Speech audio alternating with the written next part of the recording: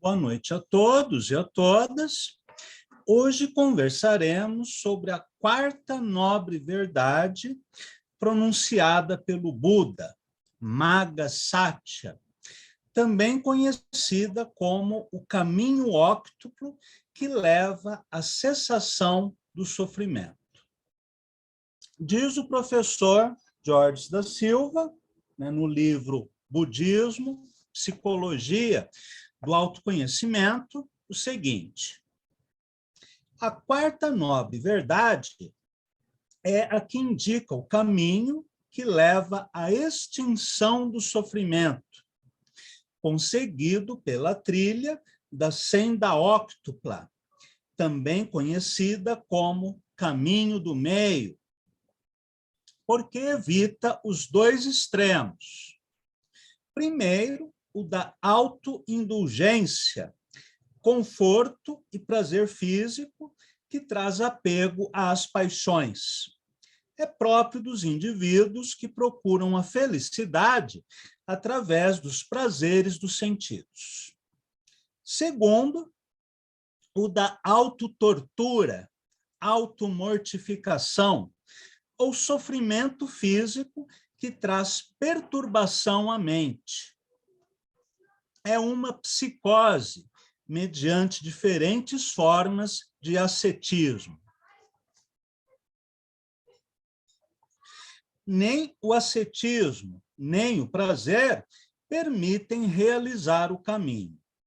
É preciso abandonar esses dois extremos e seguir o caminho do meio. Certa ocasião, Buda estava na Montanha dos Abutres, junto à cidade de Rajagaha. Num bosque próximo, um monge de nome Sona estava entregue à meditação.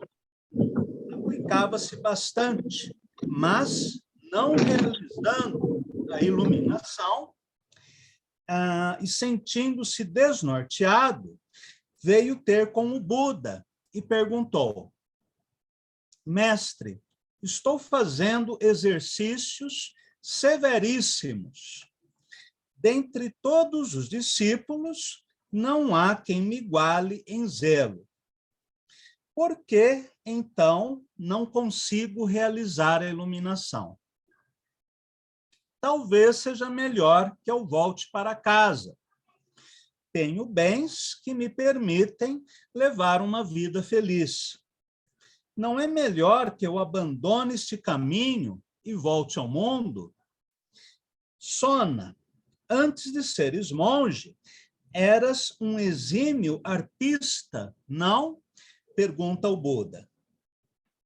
Bem, eu tinha certa habilidade com esse instrumento. Então responde: quando as cordas da harpa estão muito tensas, obtém-se bom som? Não, mestre. E quando as cordas estão frouxas, obtém-se bom som? Também não, mestre. Então, como fazer para obter o bom som? As cordas não devem estar nem tensas, nem frouxas demais. O mesmo se dá com a prática do Dharma, Sona. A aplicação demasiada traz inquietação à mente, e a despreocupação traz negligência. É necessário seguir o caminho do meio, entre esses dois extremos. Desde então, Sona passou a exercitar-se segundo tais instruções, realizando, por fim, a iluminação. Essa parábola foi extraída do Anguttara Nikaya. Se nós recordarmos um pouco dos exercícios ascéticos praticados pelos hindus, nós encontraremos várias coisas extremamente rigorosas, né? Várias práticas muito severas, como ficar apoiado na ponta de um único pé, né, por bastante tempo, ou pendurar uma pedra no órgão genital masculino, ou praticar um jejum muito prolongado, ou viver na floresta, comendo aquilo que a natureza lhe oferecer. Enfim, há várias práticas que são relatadas no Mahabharata, no Ramayana e em outros textos. Um discípulo chamado Narada, por exemplo, ele chegou a ficar sentado em meditação durante tanto tempo que, segundo um relato védico, um formigueiro foi construído lentamente em torno de seu corpo, até que Narada ficou completamente coberto por aquele formigueiro. Buda, quando foi meditar na floresta, logo no início, ele recebeu ensinamentos do Vedanta monista, de Shankara, e também praticou exercícios, né, de autoflagelação muito severos, até que ele chegou à conclusão que esses exercícios apenas enfraqueciam o corpo físico e também enfraqueciam a mente e a própria vontade de continuar buscando a iluminação. Por outro lado, ele tinha lembrança de quando ele era um príncipe e vivia num palácio e tinha um harém com centenas de amantes e comia pratos luxuosos e se dedicava ao ócio, a todo tipo de luxo e prazer. E ele chegou à conclusão que esses dois extremos eram prejudiciais à vida espiritual. Nós falamos na aula passada sobre a questão do apego. Apego significa que você é aprisionado por um objeto que você estima muito. Então, toda a minha felicidade está nesse celular. Se, de repente, eu perco esse celular ou ele é roubado, a minha vida acabou. Isso não quer dizer, esse é um exemplo extremo, né, de apego, mas não significa que você não possa ter um celular, usar um celular, um notebook, um carro, o que quer que seja. Uma coisa é você usar os objetos. Outra coisa é você ser usado pelos objetos. Então, quando falamos em evitar o apego, significa não ser escravo do desejo pelas coisas. Prosseguindo. Gautama Buda, tendo experimentado esses dois extremos e reconhecendo a inutilidade deles, descobriu, por experiência própria, o caminho do meio, que condensa o espírito da moral budista, conhecido como caminho óctuplo, que consiste dos seguintes princípios. Primeiro, palavra correta. Segundo, ação correta. Terceiro, meio de vida correto. Esses três primeiros itens correspondem à conduta ética, ou à moralidade, ou, em Pali, sila. Depois nós temos o esforço correto, a plena atenção correta e a concentração correta. Esses três itens correspondem à disciplina mental, o samadhi, ou um estado meditativo mais elevado. E, por fim, pensamento correto e correta compreensão, que correspondem à introspecção, ou pana, que significa sabedoria. Pana, em Pali, e prajna, em sânscrito. Prosseguindo. Estes 8 fatores estão entrelaçados entre si e cada um contribui para o aparecimento e desenvolvimento dos outros. São estas as poderosas forças morais e mentais que, reunidas, nos ajudam a nos libertar do desejo. A finalidade destes 8 fatores é facilitar o aperfeiçoamento dos 3 elementos essenciais no treinamento da disciplina budista, que são a conduta ética, sila, a disciplina mental, samadhi, e a sabedoria, ou pana. Vamos falar agora da conduta ética.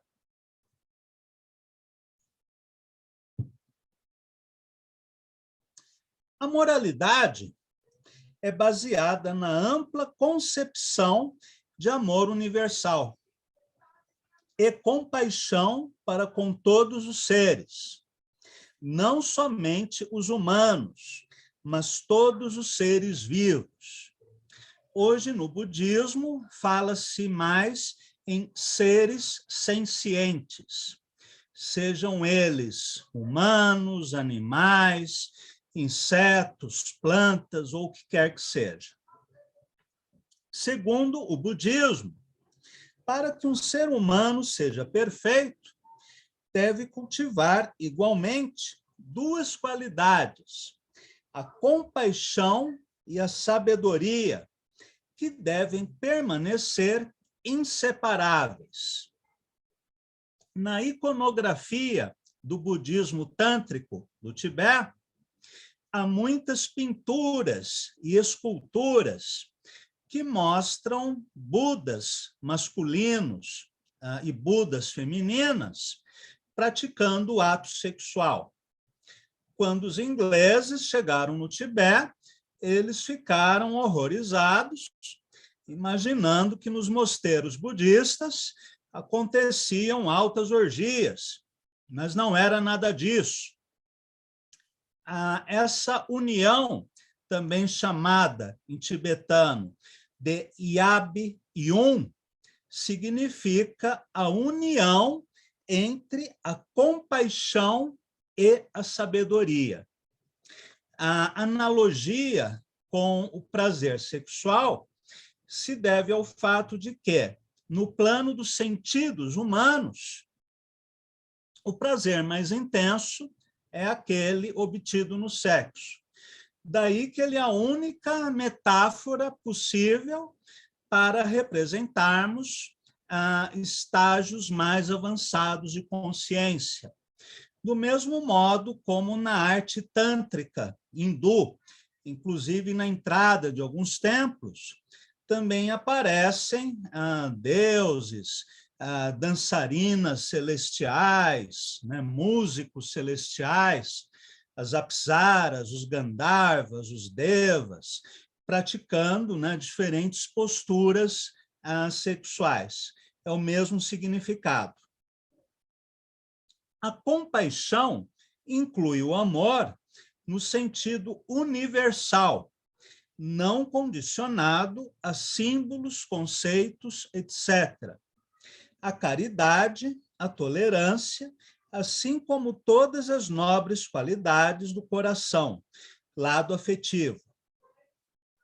Ao passo que a sabedoria representa as qualidades da mente. Nisso, o budismo se aproxima do cristianismo e essas 2 religiões se diferenciam de muitas outras. Por exemplo, no Antigo Testamento judaico, existe aquela conhecida frase, né? Olho por olho, dente por dente. Deus dos exércitos, né? O Javé do Velho Testamento, ele mata os primogênitos do faraó, destrói cidades, é ciumento, é vingativo, é guerreiro. diferente do Deus que aparece no Novo Testamento, que prega o amor universal e o perdão àqueles que nos ofenderam. Isso é uma revolução dentro do pensamento judaico da época, tanto que o cristianismo vai se separar do judaísmo e constituir uma outra doutrina. O Islã, embora também tenha o princípio da compaixão, ele não deixa de lado esse aspecto vingativo do Antigo Testamento, que vamos encontrar em várias outras religiões. Talvez apenas o cristianismo e o budismo, pelo menos em sua essência, em sua origem, preguem o amor universal e o perdão universal. Continuando. Se um indivíduo desenvolve somente o seu lado afetivo e descuida o lado mental, será um tolo de bom coração.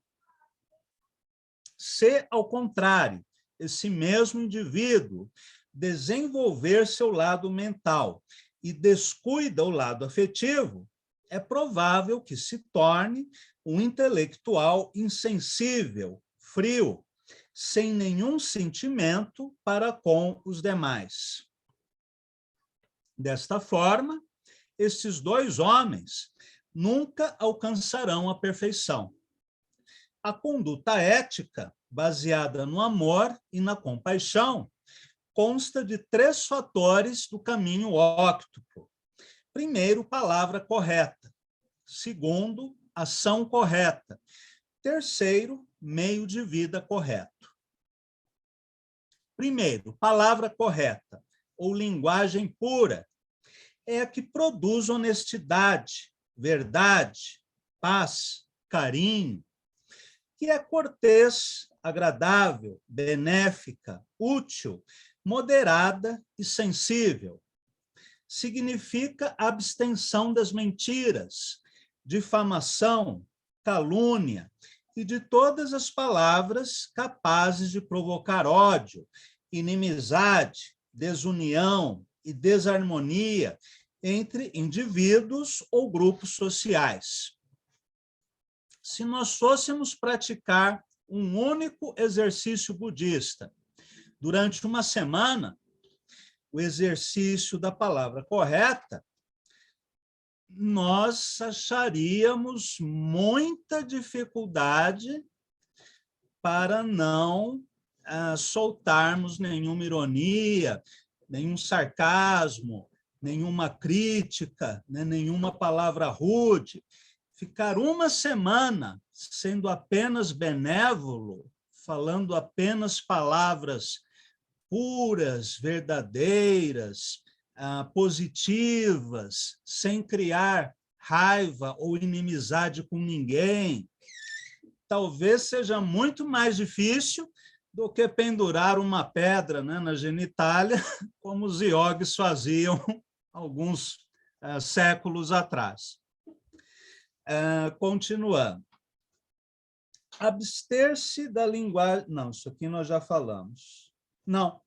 Abster-se de linguagem rude, brutal, descortês, ofensiva ou injuriosa.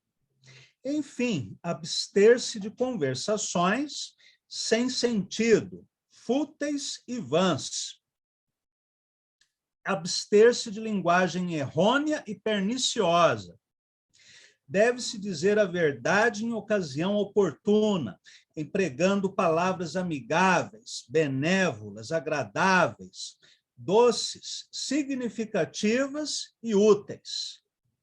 Nunca falar negligentemente, mas sempre com conveniência de tempo e lugar.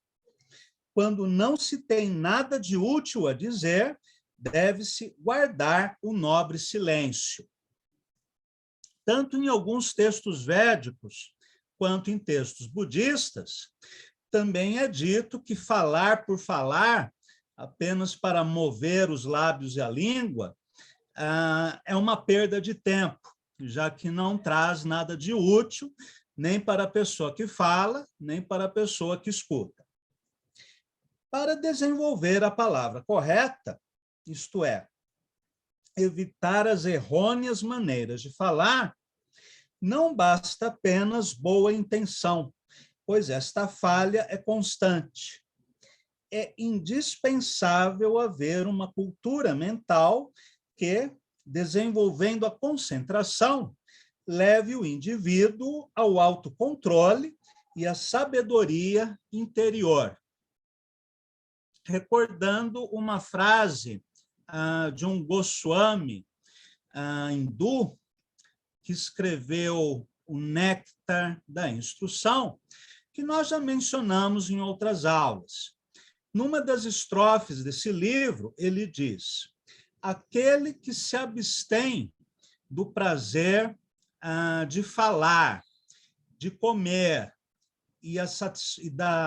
aquele que se abstém dos prazeres do falar, do comer e do ato sexual, é capaz de, autorizado a formar discípulos em toda parte. Porque o mestre é aquele que não fala por falar, ele também não é um glutão, não é um guloso, e também não é alguém que sai fornicando por aí. É uma pessoa moderada, uma pessoa que controla os seus sentidos, em vez de ser controlado pelos sentidos. A palavra correta é dirigida pelo pensamento correto e ação correta.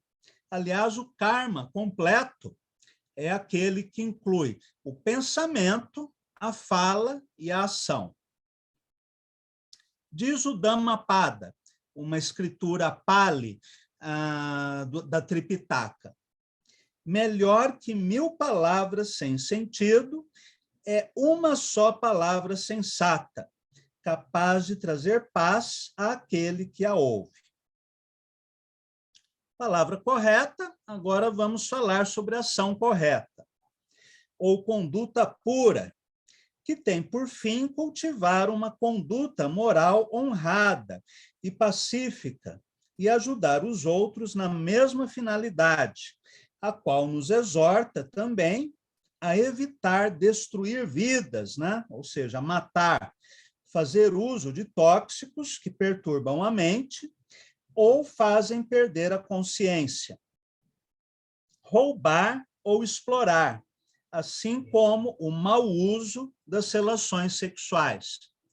Se nós formos pegar os 10 mandamentos, né, da Bíblia e formos comparar com os ensinamentos cristãos, formos comparar com os ensinamentos budistas, encontraremos muitas afinidades, em pelo menos 8, já que os budistas não são contra a representação de ídolos e também não têm a concepção de um Deus pessoal. Nesses 2 pontos, há uma divergência, né, entre budismo e cristianismo. Mas nos outros 8 mandamentos, acredito que haja a grande afinidade. Prosseguindo. Aquele que destrói uma existência, que mente, que rouba, que cobiça o cônjuge alheio e se entrega a bebidas alcoólicas ou tóxicas, este, já neste mundo, está destruído. É uma outra citação do Dhammapada, que, inclusive, começaremos a estudar na semana que vem. A ação correta é dirigida pelo pensamento correto. Em terceiro lugar, vem o meio de vida correto, ou meios de existência puros, que conduzem o indivíduo à aquisição do bem-estar material e espiritual próprio, ajudando os demais na mesma finalidade.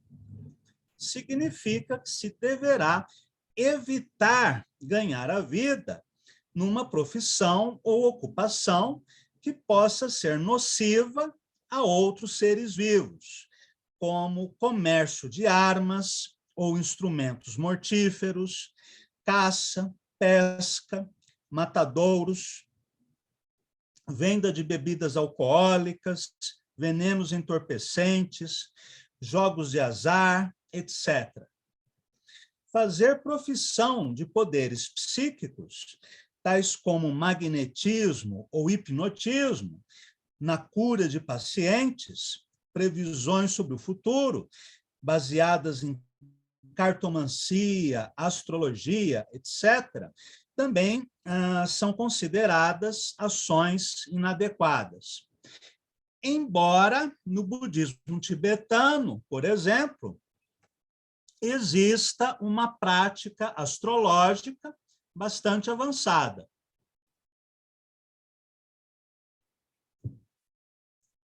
O meio de vida correto é dirigido pelo pensamento correto. Quaisquer sistemas de moral e ética estão enquadrados nesses três aspectos: palavra correta, ação correta e meio de vida correto. Sem esses três fatores, nenhum desenvolvimento espiritual será possível. Vamos agora passar para a disciplina mental, a meditação ou samadhi. Compreende os três seguintes fatores do caminho óptico: esforço correto, plena atenção ou vigilância correta e concentração correta, por meio dos quais se alcança o desenvolvimento mental e a visão interior, intuitiva. O esforço correto, ou aplicação pura, é uma arma que possuímos para enfrentar corretamente a luta contra o mal. Consta do seguinte: primeiro, esforço de evitar e destruir os pensamentos negativos já existentes. Segundo, enérgica vontade de impedir ou superar o aparecimento de pensamentos maus e nocivos. Terceiro, fazer surgir pensamentos bons e sadios ainda não existentes. E quarto, manter, cultivar e desenvolver até a perfeição os pensamentos bons e sadios já existentes.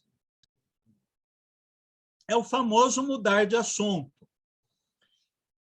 Eu pratico, ou tento praticar, esse exercício, por exemplo, quando eu estou tomando banho. Aí me vêm pensamentos bem confusos, caóticos, do tipo, eu não gosto daquela pessoa, eu estou com raiva de tal sujeito, e várias outras negatividades que surgem de maneira espontânea, até porque a nossa mente está habituada a pensar desse modo. O exercício que eu pratico é tentar identificar a negatividade e cortar na hora, ou deixar passar e trocar por outro pensamento.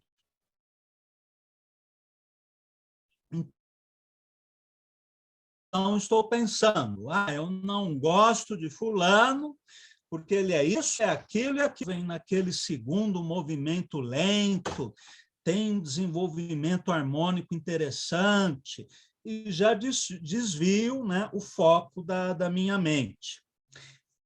Todo mundo já passou pela experiência da raiva prolongada. Eu acordo com raiva de tal pessoa, tomo café com raiva de tal pessoa, almoço com raiva de tal pessoa, ou trabalhar com raiva de tal pessoa, deito com raiva de tal pessoa e ainda sonho com a tal pessoa, né, para piorar tudo. Então, um bom exercício é esse do desviar o foco. Surgiu a imagem negativa, eu troco por outra coisa. eu vou pensar na arquitetura de uma catedral francesa do século XVII, que tem um mosaico lindo, vou lembrar de um soneto de Shakespeare, ou de qualquer outra coisa, mas eu não mantenho a minha mente presa nessa negatividade, que depois terá consequências no meu relacionamento com outras pessoas, nas minhas ações, pode até causar desequilíbrio físico, posso até cair na rua, de repente estou com tanta raiva que acabo tropeçando e cair na rua, enfim, é um exercício muito importante dentro do budismo, o vigiar os pensamentos. Vamos agora para o número 5, que é a plena atenção correta, ou vigilância correta, que consiste numa atenção vigilante com a tomada de consciência nas atividades do corpo. Kaya, nas sensações, Vedana, nos diferentes estados da mente, Chitta, e na investigação da doutrina, Dhamma, em Pali, ou Dharma, em sânscrito. A plena atenção mental correta é um dos principais fatores do caminho óctuplo, pois é necessário que esteja presente para o desenvolvimento dos demais fatores. Dessa maneira, para desenvolver a palavra correta, a ação correta e o meio de vida correto, é necessária a plena atenção mental, para que, no momento exato, não nos deixemos levar pelas errôneas maneiras de falar, pelas ações demeritórias ou pelo incorreto meio de vida. A plena atenção mental correta é chamada guarda da mente, é a vigia da mente, que está sempre observando, porque a mente, por si só, vaga a todo instante. Podemos fazer um exercício simples, né? De observação da mente, sem nenhum tipo de foco ou controle. De repente, eu estou pensando que eu tenho sede, e logo a seguir eu penso que eu não dormi bem de noite, logo depois eu penso na fatura do cartão de crédito que vence amanhã, depois eu vou pensar que eu estou cansado para um compromisso que vai acontecer no domingo, mas que eu tenho que ir, e hoje é terça-feira, mas eu estou pensando no compromisso de domingo. E a mente é assim, né? Ela vai saltando de um galho para outro, que nem um macaco que tem chamas no rabo. Essa é uma imagem hindu, né, bastante conhecida. O macaco vai saltando, né, de galho em galho, porque ele tem fogo no rabo, né, literalmente fogo. Só que quando ele faz isso, ele também incendeia a floresta. É assim que funciona a nossa mente, né, na maioria das vezes. Bem, no treinamento da meditação, a prática da concentração na respiração, embora existam outras técnicas, é um dos exercícios mais divulgados em relação ao corpo, contribuindo para o desenvolvimento mental. Pela meditação, realiza-se autodisciplina, autocontrole e autoconhecimento, ou seja, pureza e iluminação, que também significam sabedoria. Na meditação zen budista, por exemplo, que se chama zazen, você fica sentado na postura de lótus, ou com as pernas cruzadas, em uma almofada, né, preta, chamada zafu. A sua coluna precisa estar ereta. A cabeça está levemente inclinada para frente, com o olhar voltado para a ponta do nariz e os olhos semicerrados.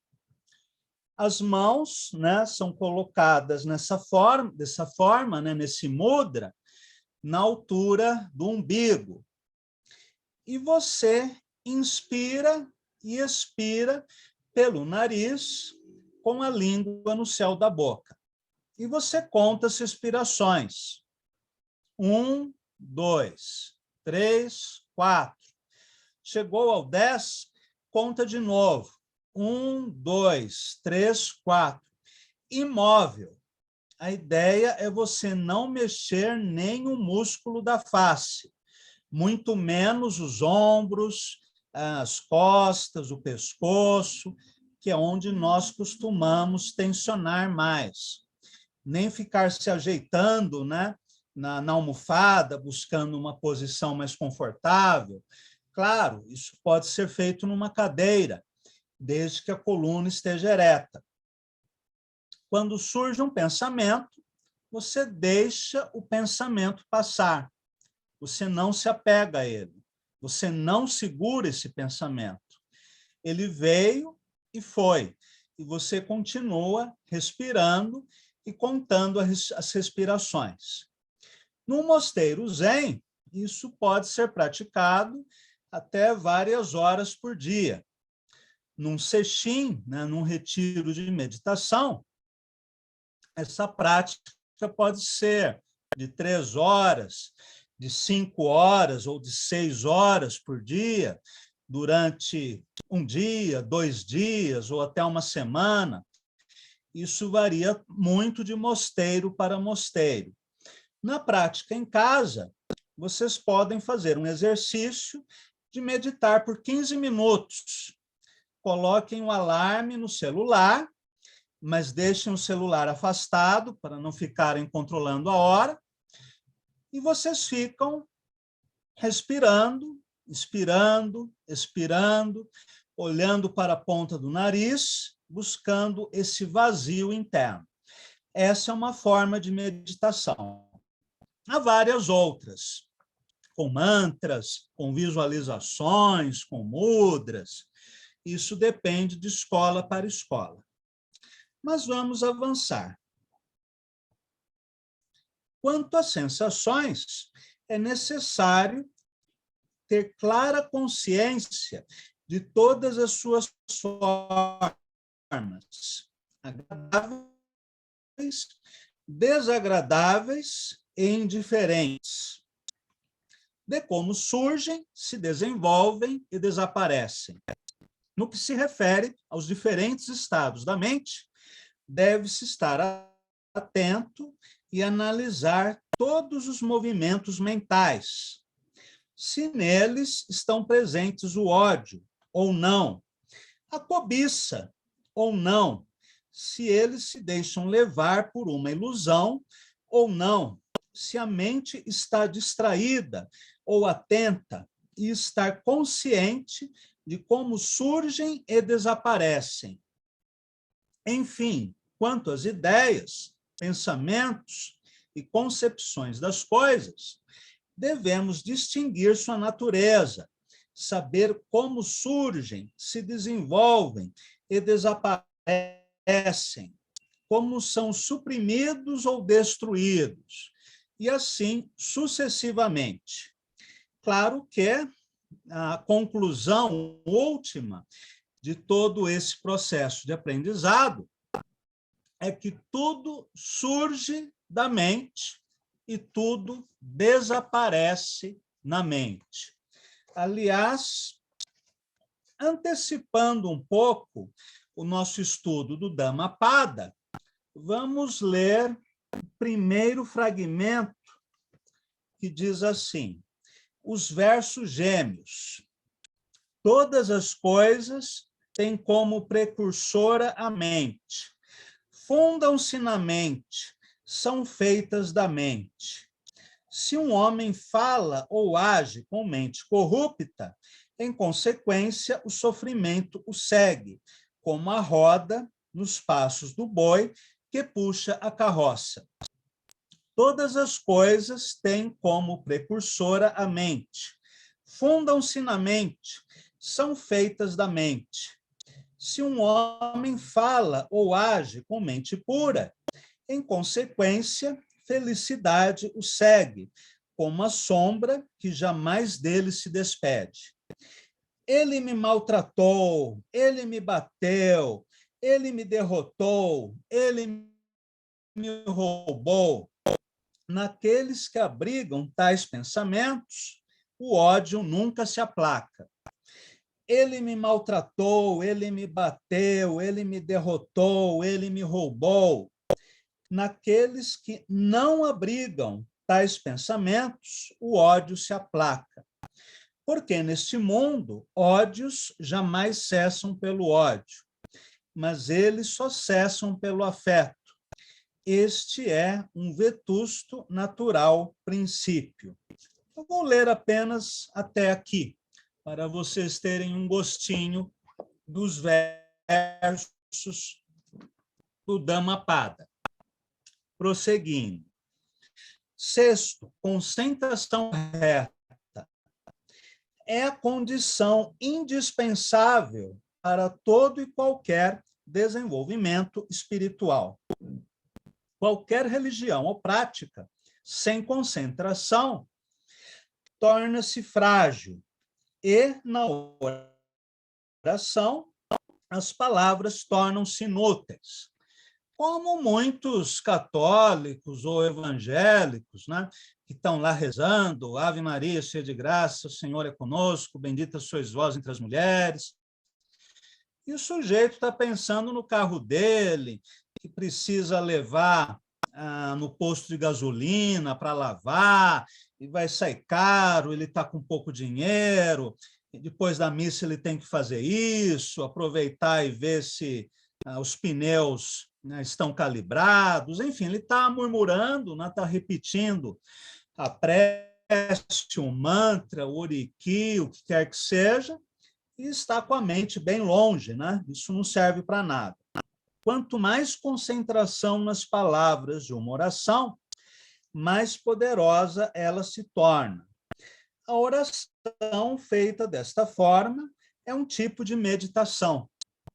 Aliás, tanto a oração, seja católica, evangélica, judaica, muçulmana, assim como o mantra hindu ou budista, o oriki iorubá, ou várias outras formas, né, de reza, nada mais são do que formas meditativas pela oralização.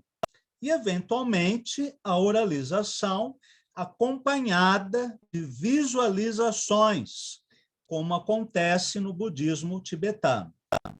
O poder dos raios solares, dispersos em todas as direções, se torna maior quando concentrados num ponto por uma lente. Da mesma maneira, nossa mente está constantemente dispersa. Quando concentrada num objetivo único, ela se torna poderosa e, com isso, desenvolve a sabedoria interior. Há um exercício no Tai Chi Chuan, e provavelmente em outras formas do Wushu chinês, né, que o João conhece muito bem, que é a postura da árvore, em que você fica com as pernas paralelas e afastadas, na postura a cavalo, né, do Kung Fu, e os braços prolongados mais ou menos dessa maneira. E os joelhos levemente dobrados, né, a língua no céu da boca, a inspiração e expiração, né, feitas de um modo natural pelo nariz. Isso também é uma forma meditativa, além de ser uma prática de alquimia interna, e que deve ser feita com concentração, sem dispersão. Você deve estar concentrado naquilo que o seu corpo está fazendo.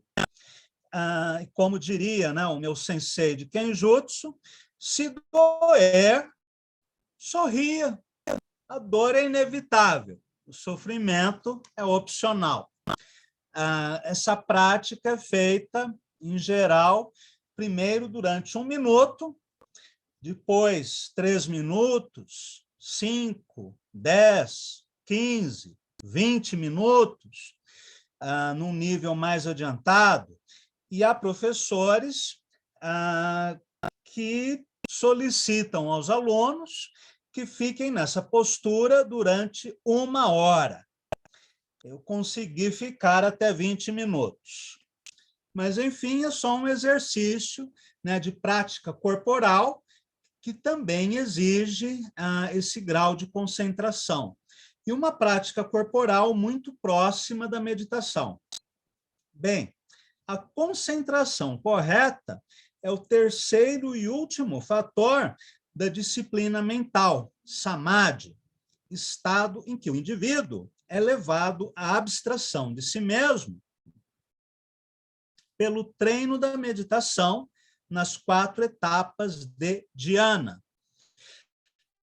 Dhyana é uma palavra sânscrita que significa meditação. Da palavra dhyana surgiu o termo chinês shan, e de shan surgiu o termo japonês zen.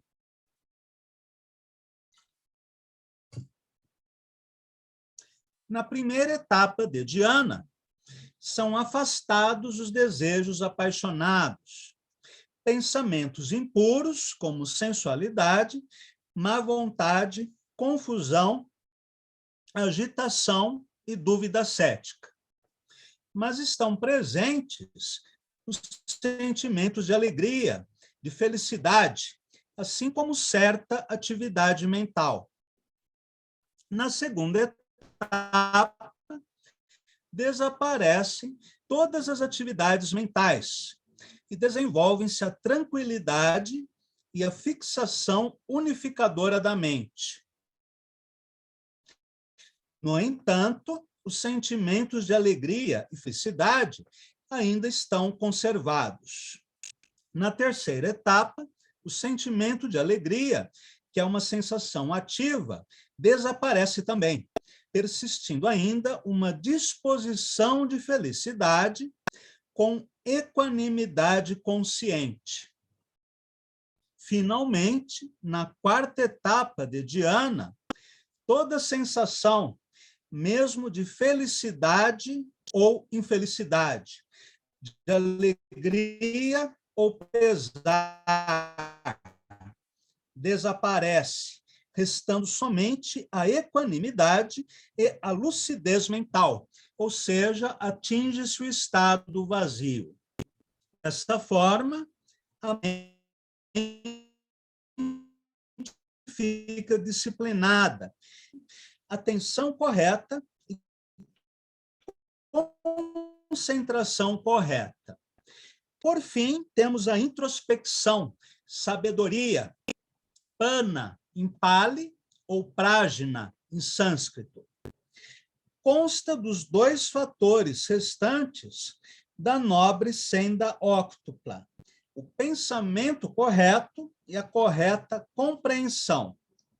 O pensamento correto, ou pensamento puro, é o correto pensar com sabedoria, com equanimidade e com no sentido da renúncia, do desapego, da paixão, do amor universal, da não violência, estendendo-se a todos os seres vivos. Desenvolvendo essas qualidades, eliminamos todo pensamento egoísta de apego, má vontade, ódio, violência ou crueldade, seja de ordem intelectual, social ou política, que é fruto da ignorância. O pensamento correto não aparece quando existem pensamentos ligados aos apegos dos sentidos. Diz o Dhammapada: tudo o que somos é resultado do que temos pensado, ou seja, criação mental. Tudo surge da mente. Se um homem fala ou age com uma mente impura, o sofrimento acompanha-o tão perto como a roda segue a pata do boi que puxa o carro, que é o fragmento que eu li agora há pouco. Se o homem fala ou age com a mente pura, A felicidade o acompanha como sua sombra inseparável, onde se conclui que do nosso pensamento só colhemos bons e maus frutos. Os pensamentos corretos são interdependentes da compreensão correta. No seu discurso sobre o amor universal, o Metta Sutta, em Pali, Buda nos dá um ensinamento que auxilia a vencer os pensamentos negativos, utilizá-los como tema de meditação. Ou seja, é como se você desconstruísse um pensamento impuro, mostrando a sua nulidade. E oitava senda, a correta compreensão, que é a compreensão de que, pela contemplação pura, permite a existência da insatisfação universal, criada pela desarmonia entre os seres e o mundo exterior. No budismo, há duas formas de compreensão. A primeira forma é a do conhecimento, memória acumulada, captação intelectual de um assunto, segundo certos dados. É designada pelo nome de conhecer segundo, Aniboda, que é o conhecimento pelos conceitos, e não é muito profunda. A compreensão verdadeiramente profunda denomina-se penetração, patiroda. Consiste em ver uma coisa em sua verdadeira natureza, sem nome ou rótulo. Esta penetração só é possível quando a mente está livre de toda impureza e quando completamente desenvolvida na prática da meditação. A compreensão pela visão interior é a mais alta sabedoria que o homem pode atingir. E somente através dela podemos realizar a realidade última, que consiste na compreensão das coisas tais como elas são, sem condicionamentos. As 4 nobres verdades as explicam claramente. Na primeira nobre verdade, a natureza da vida, seu sofrimento, suas tristezas, alegrias, sua insatisfatoriedade, sua impermanência e insubstancialidade. Devemos compreendê-la como fato claro e completo. Esta primeira nobre verdade pode ser assimilada pela via intelectual, sem grandes dificuldades. Quanto à segunda nobre verdade, origem do sofrimento, ou dukkha, que é o desejo acompanhado de todas as paixões, vilezas e impurezas, a simples compreensão não é suficiente. Torna-se necessário afastar, eliminar, destruir a origem desse desejo. Aí já fica mais difícil. Quanto à terceira nobre verdade, que é a cessação do sofrimento, o nirvana, a verdade absoluta, a realidade última, precisamos compreendê-la e realizá-la. E isso acontece pela quarta nobre verdade, que é o caminho que conduz à realização da libertação, ou experiência do nirvana. Apenas o conhecimento do caminho, por mais completo que seja, é insuficiente. Torna-se necessário segui-lo e manter-se nele. Bem, claro que todo esse conhecimento pode até ser compreendido pela via racional, ou parte desse conhecimento pode ser compreendida pela via intelectual. A sua prática é dificílima. Em geral, costuma levar várias encarnações bem-sucedidas, segundo os próprios budistas. Agora, o fato de ser algo muito difícil não significa que nós não possamos ter uma pequena prática que nos traga algum benefício imediato, inclusive. Vou chegar ao nirvana nesta vida? Muito provavelmente não. Talvez daqui a 599 vidas. Agora, posso realizar alguns desses ensinamentos? Posso.